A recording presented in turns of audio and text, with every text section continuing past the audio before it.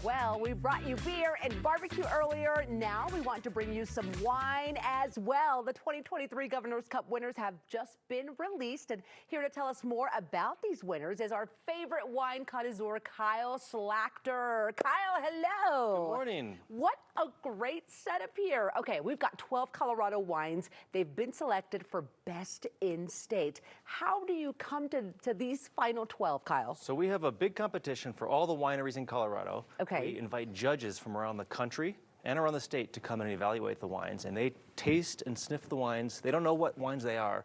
They're doing it blind.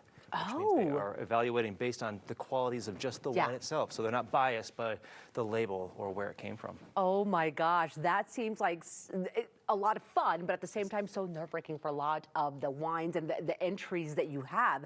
How many submissions were there for this competition? So this year we had 286 wines from 48 local Colorado wineries. Really? That is a lot. Imagine getting that down to just a top 12. Now, what did you bring with you today? And are some of these in that top 12? So this is the top 12 right here. Gosh. This is what we call the Governor's Cup collection of wines.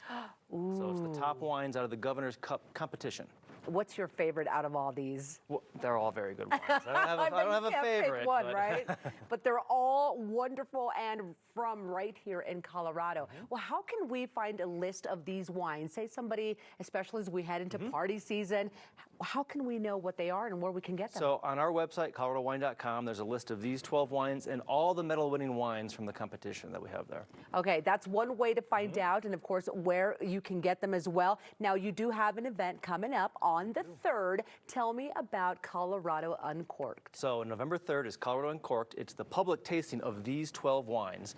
We invite the wineries, the winemakers, and we have restaurants that offer food bites there, and people can come around and taste them. It's at History Colorado Center on Friday evening, November 3rd. It's a great event. Okay, Friday, November 3rd. Again, you can come out, taste the wines, get to know about the wines, which I think is so unique. Now, what happens when you call somebody and say, hey, your wine has been selected in the top 12? Oh, they're very ecstatic there. They really like that. It's great. It's what the wine board, the Department of Agriculture uses to market our entire industry.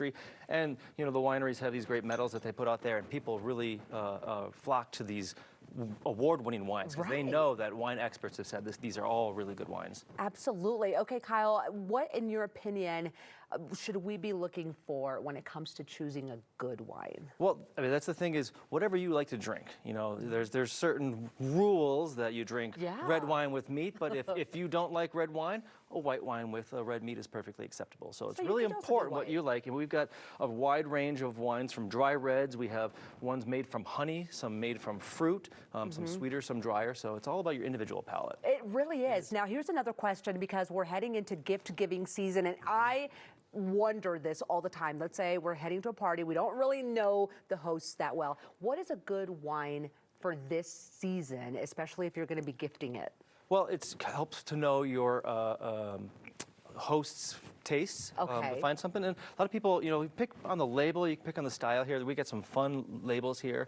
You can go to a wine shop and ask them for a local Colorado wine. They'll be able to help you find something that'll pair with kind of the foods that they have that night. So. All right. And what should we also look out for when pairing wine?